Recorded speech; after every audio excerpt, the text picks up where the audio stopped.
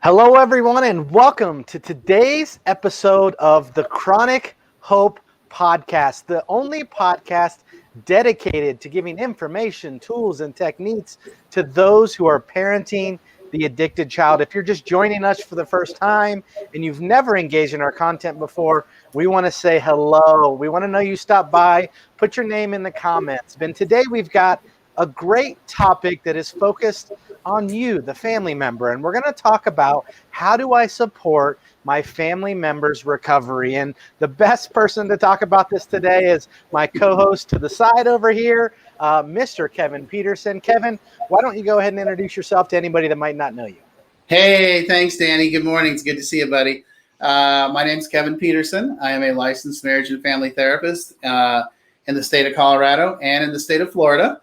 I am the owner of Petersen Family Counseling in it's the state of Florida and the state of Colorado. And I'm also the primary and the owner in the Chronichope Institute and an author of Chronichope, Parenting the Addicted Child. Yes, you've been in the industry for quite some time. You've helped family members before, during, and after treatment really support their family members going through treatment. But before we move forward, if you are wanting to find more, if you enjoy today's content so much and you want to figure out where you can get more content, I'm going to encourage you to go to YouTube and subscribe to our YouTube channel. Type in the Chronichope Institute and you can subscribe to that channel right there. That way you're not going to miss on any content that's going on, and you can watch past episodes that we've done with content to support you through what you're going through with your family member. Deb Suggs, welcome today to the broadcast. We hope you learned something. And if you have any questions, this is a fully interactive live podcast. This isn't podcast where you just listen to it later. If you join us live and let us know if you have questions, we're going to help you out. So Kev, all the content that we do is about before, during, and after. Talk about the whole treatment modality and then talk about where we're going to focus on today. Sure. Well, in the world of family case management, which, by the way, I also want to be clear that the title Parenting the Addicted Child, your child can be 36, 46, 56. You can be married to your child. It doesn't have to be a 14-year-old. Okay. Don't get caught up in that. Yeah. When we look at the spectrum of family case management, where we start is before treatment. That's when the family comes to me and says, oh my God, help, what do we do? And what I do is help them lay out a plan. We call it Plan A. Plan A is boundaries, accountability, and structure. We look at drugs and alcohol. We look at work or school, depending on what the person does. And then we look at behavior within the structure of the family. And we hold them accountable for all three categories. And if they can conform to that and knock off the poor behavior around the drugs, the alcohol, get supporting financially or do their school, and then become a positive member of the family, then we just, do some therapy and move forward. Everything's great. But if they can't, then we go to Plan B. And Plan B is, intervention and treatment. And we pick a treatment center. In my book, Chronichope, Parenting the Addicted Child, we outline that entire process. We lay out questions to ask. We go through that whole thing, okay? There's worksheets. There's everything you need. Then we get to the second phase, which is during treatment. So what we're going to say now is that we've picked a treatment center. Our family member has either gone voluntarily or involuntarily. They're in treatment. And the question that I always get from families is, okay, I put my husband into treatment. Now what? And that's where we are, Danny. That's where we are right now. Yeah. So let's focus on that. So you might be anywhere in this continuum, and we want you to know you're welcome because you're going to learn a lot of this stuff anyway. But this is when your family member goes into treatment, and now you've got time. You've got time to do some stuff, to do some work. The treatment center has your loved one. Oftentimes, Kev, we see people that are a little too involved in treatment. I often see you say, hey, let the treatment center do their work. But here are some things that you can do on your own. And the first thing that you're going to say is get into your own recovery, right? Talk about getting into your own recovery. Absolutely. That's always priority number one. When the family says, so how do I best support my family member? A lot of times what the family means, and I don't mean this critically, what they're used to is the family is used to running the addict's life. So they're like, okay, well, now that they're sober, how do I run their life now? And the answer is you don't. They're in the hands of the professionals. Let the people at the treatment program handle them and take care of them. This is a chance for you to take a deep breath, take a step back. What I hear a lot of times from families is this is the first time that the house has felt safe. It's the first time it hasn't been chaotic. There's not drama all over the place. It's not like a volcano is blowing 24/7. And they just, everybody can sleep. Everything's back to normal. And they're like, cool, everything's groovy. And now what? And the thing I always say is, let's get into your own recovery. So the question then becomes, what does that mean? And what I like to tell them, the first thing I like to tell them is, I want you to start getting educated on addiction and codependency. There you go. Yeah, this is important. This is a deep world. We've both been in it for quite some time. There's a lot more than going on than I just want to party. And there's a lot more that's going on from a loved one's perspective of, I just want that person to quit. And that's all I need to do. Because we often see when you're talking about getting these help and creating these boundaries and stuff like that, we see family members that are unwell as well, right? They've had years of really helping this person to the point where we see some of the most influential people in our industry talk about when their family finally said enough. When they finally created the boundaries, isn't that when we finally start to see these breakthroughs? Yeah, absolutely. It's exactly what happens. In my personal experience, when I was 27 years old, and my parents and my sister said, "That's it, you're out, and we're done." And when we mean done, we mean done, and we're not taking you back until you change in these categories and your lifestyle changes. And what they had done is sought out some help. They'd sought out some therapy. They'd sought out some education. And the advice they got was basically hold him accountable and tell him that until he's willing to change, the answer is no. So powerful. Then that's a great question, because here's the genesis of the program that I believe in. So then my dad was like, you're out, you can't come back, et cetera, et cetera. And he held his ground. And so I called and said, okay, well, what do I got to do to get back in the family? And they were like, well, you got to clean up the drugs and the alcohol, and we want you to start going to therapy with your dad. And so what ended up happening, so how does that tie into what we're talking about? What ended up happening was it turned out that my entire family was all seeking their own individual help. Oh, wow. Okay. So happy families come from happy individuals. Happy individuals work on their own stuff.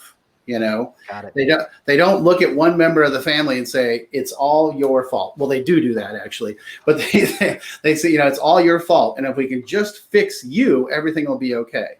And the problem is that's just not the case. It's that person in the family that's the identified client that is struggling with drugs or alcohol or gambling or porn or food or whatever it is. Mm-hmm. They're the most glaring example of the entire family system. And the entire family system has to heal in order to support that person's recovery as well. So again, what does that mean? What does that mean? What it means is getting educated. And so when I say getting educated, I mean reading my book, Chronichope. I believe firmly in this movie called Pleasure Unwoven by Kevin McCauley. It's a documentary. And, it's a personal journey about addiction. Kevin McCauley's a doctor, and he talks about his own recovery, and he does an exceptional job of explaining the medical and biological and mental sides of addiction. And a lot of times I'll have families watch this, and they're like, oh, now I get it. Mm-hmm. He's actually different than I am. Mm-hmm. I'm like, right. Then I hit him with my absolute favorite, Codependent No More by Melody Beattie. Because then they start, and the beauty is when they start reading that and they look at it and they're like, oh my God, I do those things. Oh my God, I think maybe I need some help too. And so it's not about me coming down on top of them and saying, you need help. You need to go to therapy. You need to go to meetings. You're the problem. It's like, no. Mm-hmm. The whole family system is struggling. And so let's heal everybody. That makes a lot of sense. And if you're just joining us live or in the replay or anywhere else on YouTube or any other platform we post on, you're now a part of the Chronic Hope podcast, which is a podcast dedicated to family members who are parenting an addicted child. And just like Kev said either, this doesn't matter if your kid's 14, 24, 34, 54, or 64. If it's a child in your life and you're having a hard time creating boundaries or figuring out how to get themselves and yourself the appropriate help through treatment, then you're at the right place. And today we're talking about how do I support my family members' recovery, because it's not as easy as just sending somebody to treatment, letting them get fixed, and then sending them back, and then everything's awesome. So we talked about getting into your own recovery. Kevin talked about how important that was. We talked about creating boundaries and changing some family dynamics. Let's talk about this word that people don't love, but explain it to people about therapy, individual therapy and family therapy, and why you think it's so important. Yes. Yeah, you're right. And they really don't, because, the perspective is always like, well, I don't have a problem.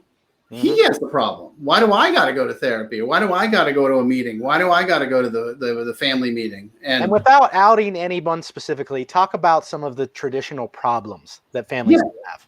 Sure. Well, what ends up happening, is that when you have someone who's an addict in the house, the entire family has to bend to accommodate them. And that tends to start early on. And it's probably been 10, 20, 30, 40 years, or maybe even generations of having an addict in the house, and the entire family kind of bending to make things better, to keep secrets, to accommodate, to sort of keep things pushed along those lines. And so we have to change that system. We have to change. And how do we change that? Okay, well, we do the education with the books and the videos, but then we also do some therapy, and we do some therapy with folks as a family. And we can do some therapy with folks individually, because remember, happy families come from happy individuals. Happy individuals work on their stuff. So if we can individually take a look at this and take responsibility for, oh my God, yeah, no, I totally get it. I was definitely covering for my brother. I was covering for my wife. I was covering for my dad. I see how I was playing into it. Here's the important thing to remember. You are not responsible for the other person's addiction. You are responsible for how you respond to it. That's the key ingredient. And when I can get people to look at that and say, look, I'm not saying you created a monster, because that's not the deal. I'm saying there is a monster, and we got to talk about how we're dealing with that monster, and we can tame that situation and help the family member. By the way, nobody's a monster. Don't get over sensitive on me. We have to deal with the situation, or Well, the circumstance feels like a monstrous circumstance. This is trauma. This is emergency. Lots of times when we get to that point where someone enters treatment, things have been out of whack and hurting the entire family unit for some time. Yeah. Well, the therapy world, people get super sensitive about topics and labels, and so I wasn't labeling anyone a monster. I was just saying like it's a monster situation. So that's why the therapy is so important, because what it does is it makes everybody address the role that they played in the entire opera, and and Kevin, as a former addict, somebody that you self-proclaim put your family through a living hell, how vindictive and how were you with your family? Would you do just about anything to get what you wanted, or how was that? Let's talk about the addict and their mentality. They love their family members, but will they use emotions, love, the fear of losing them to get what they want? Absolutely. Because that's been the family system, right? Is that that's the other thing, is that the addict has learned that if I play this card, I will get this response. And the addict has also learned that within the family members, who's going to respond, Totally. So maybe mom is the one that's going to cave in when I call her and tell her how, it's not fair. All the other guys are getting massages and treatment, and I'm not, because I don't have any money, and and it's not fair. Where dad's going to be like, I didn't send you to treatment to get massages. I could care less, But we know mom's going to slide a couple of bucks on the side, because that's the family system, right? And so the addict has always learned how to play the game, and who to push. And so in the individual therapy and the family therapy for the family, I want to help them learn how to resist that and stand up to that and say, wow, I really hear what you're saying. Oh, that must be really tough that everybody else gets to have a massage and you don't. But, we did send you some money. You just chose to spend it on cigarettes and, candy bars. So, I'm sorry, but that's reality. And that takes coaching, that takes family coaching. It comes out of your mouth so easy, right? But to somebody that's in the heat of it right now, that's almost impossible. It's your loved one, it's your son, it's your daughter, it's somebody that at the end of the day, the biggest fear you have is they're going to die. Yeah. And that's a powerful emotion. But what you need to understand, and what Kevin and what we see in this industry all the time, is that's what addicts do. They're going to play on your deepest fears, your strongest emotion. And that's why, Mom, there's nothing wrong with you, but that's why you're going to slip some money. I mean, you don't want to see that happen to your son or daughter. And we're not saying there's anything wrong with that. But in the heat of addiction, in the heat of the moment where that money is going to drugs and alcohol, there is something wrong with that, right? Yeah. Hey, we got a comment. Let's see. Love it. And it's from my old friend Scott Benton, who I went to high school with, and then I went to college with. And actually, let me tell you a little something about my buddy Scott. We call him Scooter. I did a podcast in 2017. It was my first interview, and he heard the story, and he called me up and said, "Hey, man, you need to write a book." Oh wow! The beginning of the book idea, huh? Yeah, he was the one that Scooter's my guy. So. Let's see. In addition to figuring out who the family will respond favorably to their needs, how are addicts responding to friends and employers to satisfy those needs? Ooh. Oh, see, look, he's really sharp. He is sharp. That's a great question. Thank you for that, Scott. Yeah. So how do addicts respond to the friends and employees to satisfy those needs? And what are the consequences? Well, and they do the exact same thing that they do to the family members. They know who has the soft touch. They know who the weak link is. Now, I want to be clear with you. Like we were talking about the whole conversation about monsters and everything. Addicts are not bad people. I love that. I mean, I'm an addict. By the way, we don't use the term former addict. I'm an addict. I'm always going to be an addict, but I'm a clean addict, they always know who the person is that's going to cave, because they've made a career out of finding out who that person is and who's going to cave, and that doesn't make them a bad person. No. What it makes them is a product of the system. So they've learned, in order to get my addict needs met, I got to do this, this, this, and this. And I got to behave like, I got to go here. I got to push here. I got to get this, And so that again reinforces the topic question of, how do I support my family members' recovery? By getting into your own recovery, so that we don't go back to that old system. Yeah. That old system of, the passive aggressive manipulation behind the back, the triangulation. We're going to break that system. But that requires the whole family to participate, not just the individual. One of the biggest myths in the treatment industry, Kev, is totally that you send your loved one to treatment for 30 days and then they come back fixed. Yeah, exactly. 30, 60, 90, whatever. Yeah. Because I always say it's like, you buy a TV at Costco and it stops working. So people just take it back to Costco and they're like, great, where's my new TV? And that's kind of what they think when it comes to treatment. And unfortunately, that's not how it works. What ends up happening is, yes, someone goes to treatment and comes out clean and sober and having learned new life skills and learned a new way of life. But we can't put them back into the same environment and expect different results. Yeah. It's that old adage, right? Insanity is doing the same thing over and over again, expecting different results. Yeah. The whole family system has to change in order for us to create an environment where everybody's going to be healthy. Yeah. Not just the addict. Everybody's got to get healthy.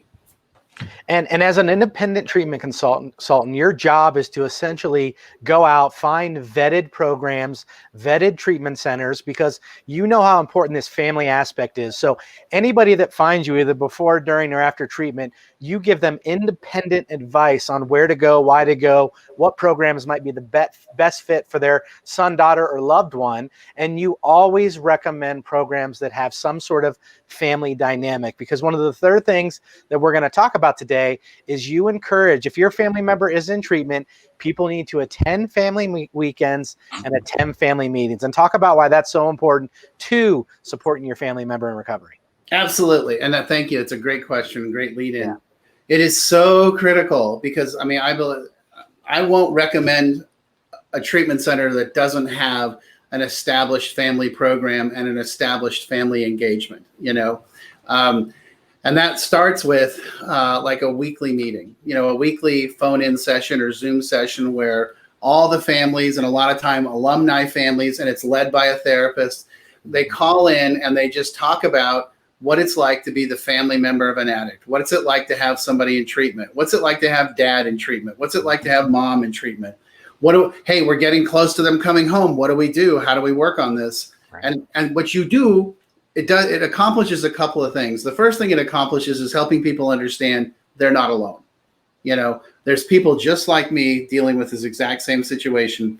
And those people are willing to share their experience, strength, and hope and offer help, And that's the first thing that it does too, is it makes the family feel better. It makes them realize, oh, okay, I get it. We're not, we didn't get, we weren't so out to lunch. We didn't miss all the signs. This is a freight train that comes out of nowhere, so that's the family. Generally, there's like a family meeting every week. Most places have a monthly or bi-monthly family weekend. Obviously, right now, they're all on online or virtual. Right now being COVID-19. Exactly. Sorry. Here at September 11th, 2020. And so I think it's critical to attend those family weekends because they do a lot of great psychoeducation, a lot of psycho experiencing, and have a lot of back and forth conversation between the folks in treatment and the family. Let me be the dumb one for a second, because I know before I came into this industry, psychoeducation, like, you got to explain that. Okay, sorry. Psychoeducation is kind of what I was doing before. Read this book, watch this movie. Yeah. It's education for the purpose of understanding what's going on in the system. Yeah, sorry.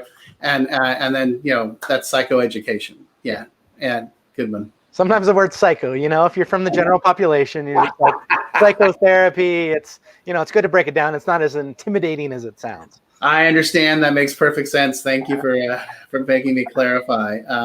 So we're reading and we're watching movies. We're doing our own individual therapy to talk about what's it like, what's it feel, what are my feelings about what's going on? Because remember, everything has always been about the addict. The whole family is centered around the addict and the drama and the crisis and the reactivity of the addict. Yeah. And now they're gone. And now it's a chance for the family members to be like, hey, I need to take care of me. I got to deal with me, Mm-hmm. And once they can grasp that it's okay for them to take care of them, then they can start to flourish, and that's how we change the family system. And then going to the family weekend and the family meetings reinforce that. And you build up your network. It's literally the same thing that's going on with your addict in treatment. And why it's so important is if you're the loved one, the dad, the mom, the uncle, the aunt, the grandma, whoever it is that's been doing what we said earlier in this podcast, covering for the addict, making up stories, figuring out how they don't get in trouble, all of these things, then what you have to understand is you've likely been in a bubble. You've likely been dealing with this on your own, dealing with this alone, not being able to open up and talk to people. What's so great about these family weekends and these family meetings, not just the one-on-ones, but when there's a bunch of families there, you end up not feeling so alone. The way you feel right now, maybe if you're watching this, like, I don't know if I can do this. I'm so embarrassed. And don't be embarrassed that you're embarrassed. It's a natural emotion that you're feeling. You're angry, you're mad, you're upset, whatever emotion that is. It feels good when you get in front of other people who are either in that current emotion right now or they're a year removed from that current emotion, and they're going to say, hey, I've been there, and let me share a few things that I've done to help me. And you start feeling less in that bubble, less victimized, and you start to build a community, right, Kev? Absolutely, no questions asked. Yep, you bet. That's exactly the situation. And it's always nice to know that you have someone else that you can talk to that's going through the exact same thing, And then here's the big irony is that once people start to get more comfortable with this, they start to realize that the guy that they sit next to at work or the person that's across the street from them in the neighborhood, same thing. Everybody's dealing with the same thing, You always make that joke. It's not literally like states away. It's literally streets away. Oh, if that. Yeah, if that. And we don't say that lightly, but that's just how bad this disease has affected America, the world. Oh, no. It's universal. It's head to toe. 72,000 overdose deaths last year. This is an important topic. Oh, it's critical. It's life and death, you know? Yeah, and I love that when we first started working together and decided this podcast, that was one of the very first things you said. This is life and death for people. This is life and death for families. This isn't just let's go learn a little bit and become a better human. At the end of the day, and most of these people you work with, this is life and death at that moment. Yes, absolutely. Okay. Scott's got a question. He says, how much resistance do you find when families are confronted with the opportunity to enter together into a family therapeutic program? Does it take a lot of work to get the participants involved? So does it take a lot of work to get the family to the point where you're saying you need to engage in this? Yes. So here's the funny thing. In your typical family, you know, let's say you got a couple of parents and maybe a couple of siblings. I guarantee you one of those people wants help. You know, one of them is willing. So what I do is I offer it up to everybody. Hey, you know, mom, dad, brother, sister, husband, wife, whatever, or child, whatever. I say, hey, I think we should meet weekly while your person's in treatment. I'd like to start doing, read The Codependent No More, read my book. Let's start talking about this. And inevitably, one person in the family does all the homework and shows up regularly. And so that's my advocate. That's my internal, that's my inside person. And I can get them to start talking the talk and walking the walk. And that infiltrates back into the family. And what ends up happening, I just had this happen the other day, where one of the parents are divorced and the kids and the adult child is in treatment.